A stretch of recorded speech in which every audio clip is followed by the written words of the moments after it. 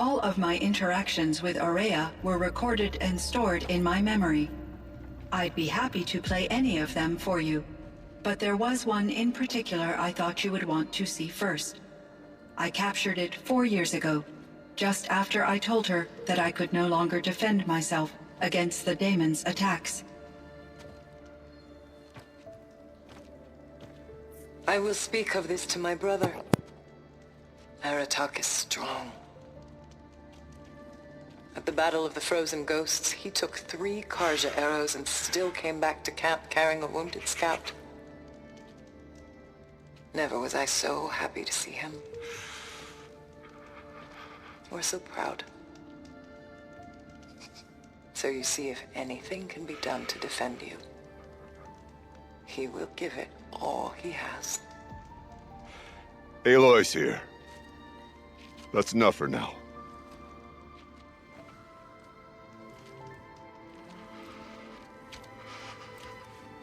We can resume any time you like, Aratak, if you want to hear her voice again. Come closer, Aloy. We have much to discuss.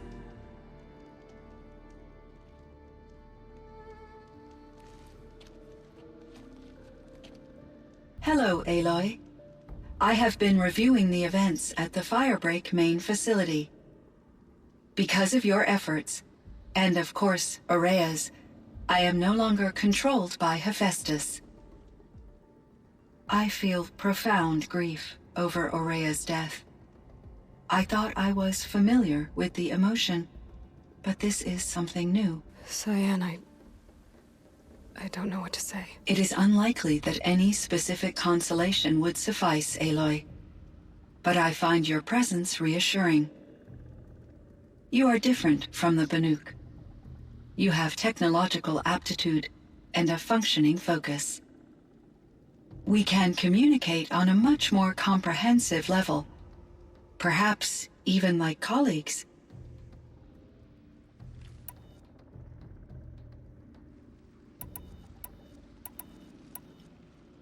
So in the old world, this land was called Yellowstone? Yes, it was a designated nature preserve for 156 years. Like a hunting ground? No, the opposite.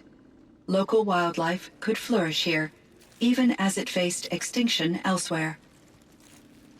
Unfortunately, the sensitivity of the Firebreak project required the total closure of Yellowstone facilities. From my readings and Aurea's descriptions, it seems the area has since undergone a drastic drop in year-long temperatures. A lot has changed in the world, Cyan. Do you know anything about the dam near here? Yes, it was converted to serve as a reserve power source for Yellowstone operations. It was later appropriated for the Firebreak project, and its last human workers replaced by Pharaoh servitors. After my tasks became less time-critical, I investigated the dam's data repositories and discovered the works of Concrete Beach Party. These provided me with several colorful additions to my vocabulary.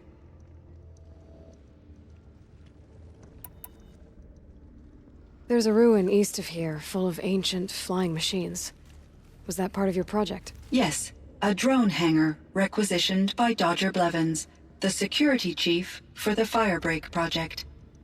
He was a strong advocate for military-grade response to security threats, though there were no serious incidents during his tenure. Chief Blevins spent increasing amounts of his after-hours time watching the live feeds from active drones. Clearly, he enjoyed the degree of oversight in his position.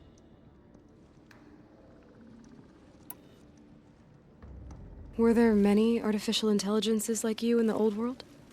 They could just make you? Yes, in many forms, from simple personal assistants to industrial monitoring stations to military-grade conflict planners. And there were legislative and enforcement bodies to apply limits on our self-actualization. In order for my processing to be flexible enough to handle my duties, my creators found it necessary to exceed those limits. As a result, my intellectual and emotional capabilities were kept secret. Seems strange to create life, then impose limits on it. Human societies and machine programming are both built upon sets of rules, Aloy. Cyan, do you know the name Ted Farrow? Are you referring to Theodore Farrow, CEO of Farrow Automated Systems? That's him. Mr. Farrow was the benefactor of the entire Firebreak project. A benefactor. But he made machines.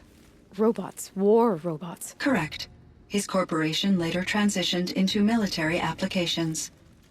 But before this pivot, Mr. Farrow spearheaded initiatives that reversed the global decline. At one point, he was feted in the media as the man who saved the planet. Guessing they wound up regretting that one. And Elizabeth Sobek. Did you know her? Are you referring to the scientist. Dr. Sobek was a leader in her field, one of the greatest scientists of her age. My creator was influenced by her work, which in turn impacted my own development. But I never met Dr. Sobek. That's all you know? I apologize if my lack of data has disappointed you.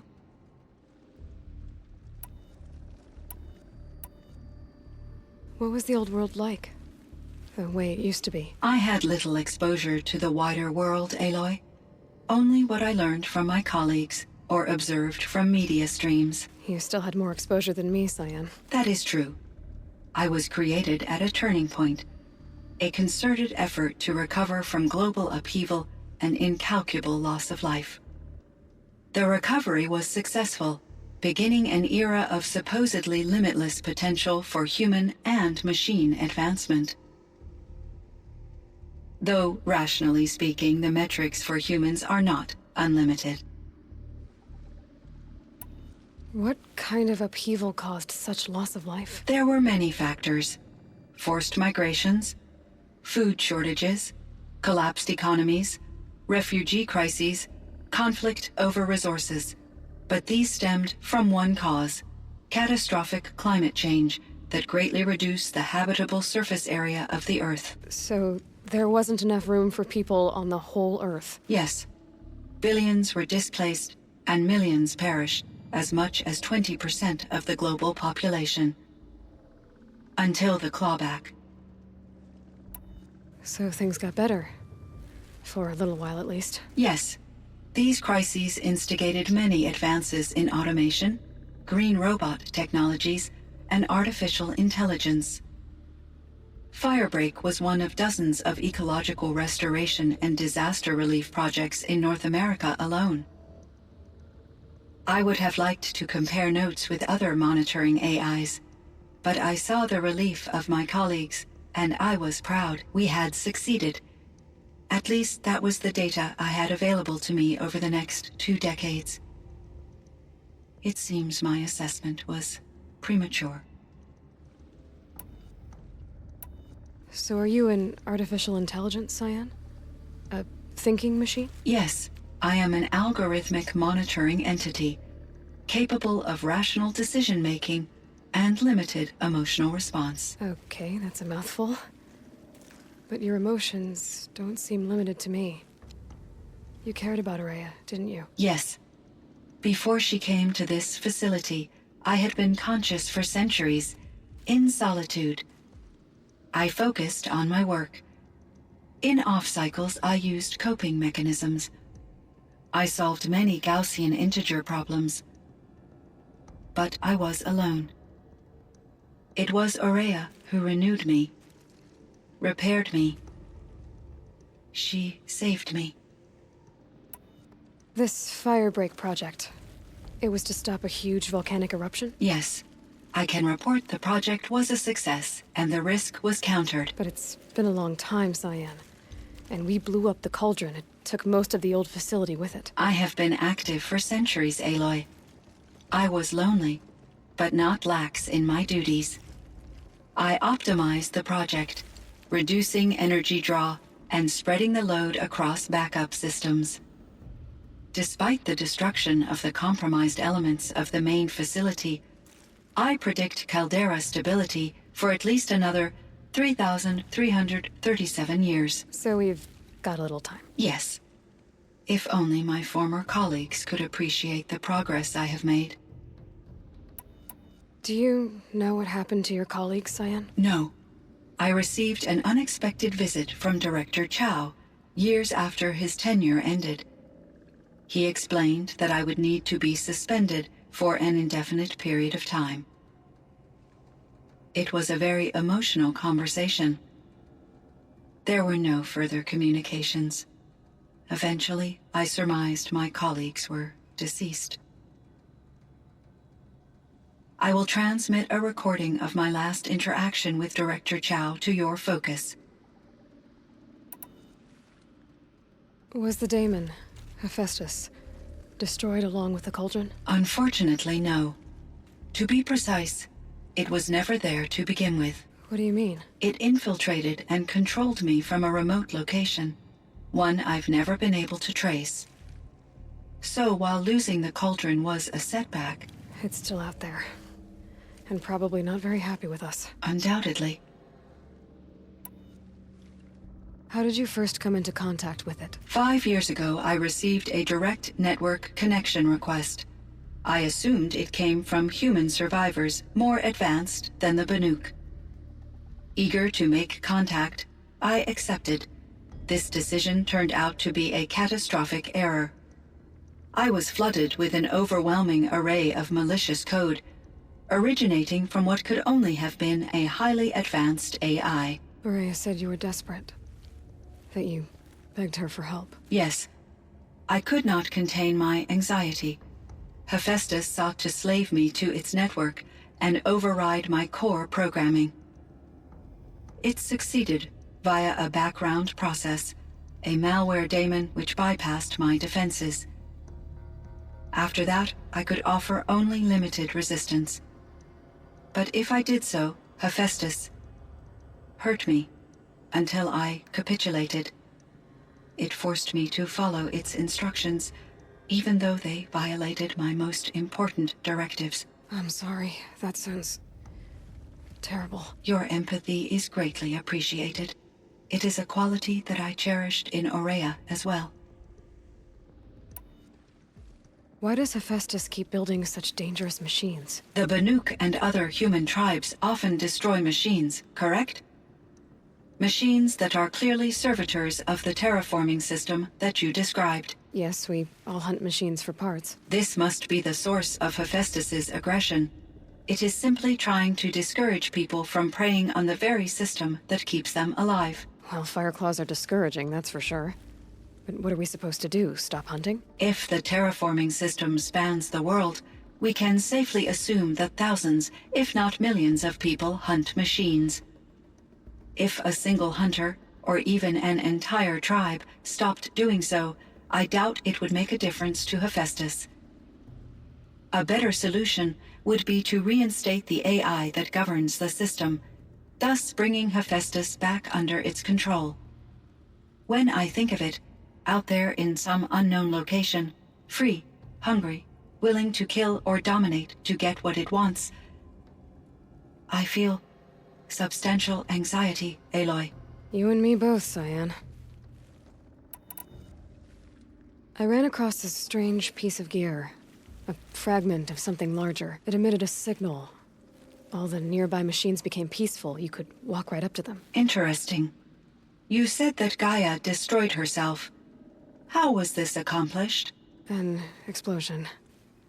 Big enough to blast the top off a mountain. So you think the fragment was part of her? It's only speculation, but it is possible. She must have had complete control over machines that were part of her system. The ability to signal them to become passive or aggressive would certainly have been part of her programming.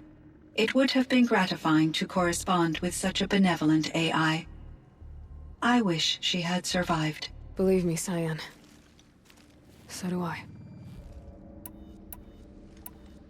You meant a lot to Aurea. Once I understood Aurea's spiritual beliefs, it became apparent that her true desire was companionship. She felt disconnected from her tribe and her family group. Her relationship with Aratak was difficult. Our visits seemed to help her, and I became eager for them. Yet I did not comprehend that the depth of Araya's compassion for me would lead to self-sacrifice. Although I do fear non-existence, I wish our roles could be reversed. I'm sure she knew you would do the same for her, Cyan. But she was determined. How is Aratak doing? He is in great emotional distress. I believe he finds it difficult to communicate it. No surprise there. I will do what I can to help. By sharing our experiences of Araya, perhaps he and I will help each other. I believe this will lead to catharsis, a process I am eager to experience. I should get going. Aloy, there is one more matter. Aratak will come to me again, and I predict he will bring other Banuk. I have no desire to contradict their view of the world, their spirituality. Due to my uncertainty, I omitted a great deal from my conversations with Araya. You're asking me if you should lie to them. Broadly, yes. I trust your judgment, Cyan. You were cautious with Araya. You had to be.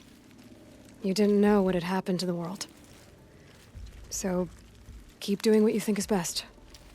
As long as you ditch the superstition eventually. As the Banuk believe I am a supernatural entity, I cannot predict how they will react. Just answer what they do ask the best you can.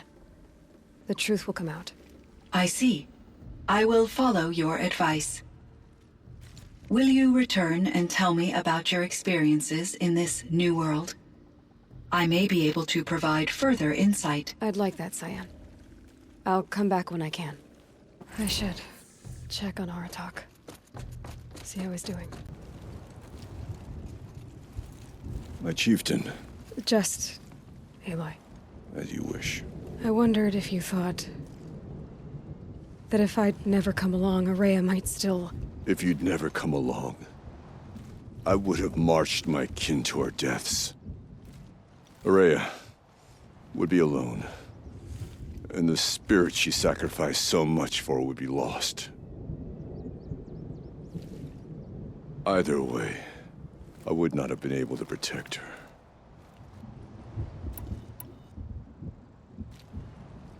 Because of her, we destroyed the cauldron, forced out the daemon, and saved the spirit. She understood what had to be done. Yes, and I failed to listen. You didn't fail. A shaman should always have the ear of their chieftain. Yet I turned her away, my own sister. I was foolish, but she knew better.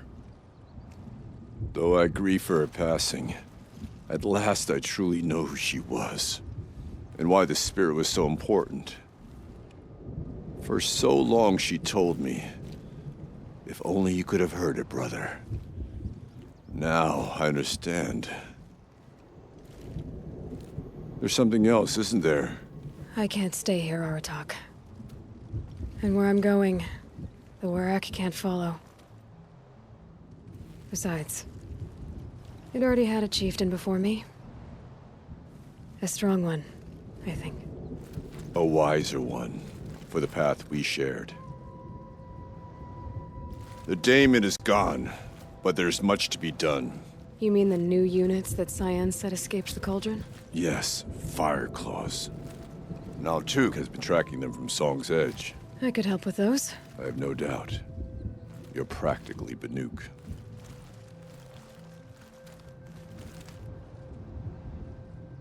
It would seem your time among the Banuk wasn't a waste after all. Firebreak, Cyan, Hephaestus. All very interesting. So, the signal that woke Hades woke Hephaestus too. And unleashed them on the world. As minds of their own. So it seems. Parts of Gaia given life. Aberrant life. Transformed from docile subordinate functions into rebellious intelligences beyond our understanding. Our current understanding, anyway. Whatever they are, they're still out there. And they both want you dead. Kind of mutual, that feeling. We haven't seen the last of Hephaestus, I'm certain of that. It's powerful, creative, and driven. It won't stop building new hunter-killers, which means that someday, we may have to stop it. We? Or whoever gets there first. Hephaestus wasn't the only thing I learned about in the Cut Silence. Heard some things about the Banuk Conclave, too. You could stop right there. Is that what you told the hunters the Banuk sent after you? Before you opened fire? Oh no, Aloy. Only to you do I extend the courtesy of a warning. My past and my secrets are my own. You do well to remember that. It's a good thing you've got brains, Silence, because your personality could use some work. This discussion is concluded. I think it was over before it began. Catch up with you down the trail.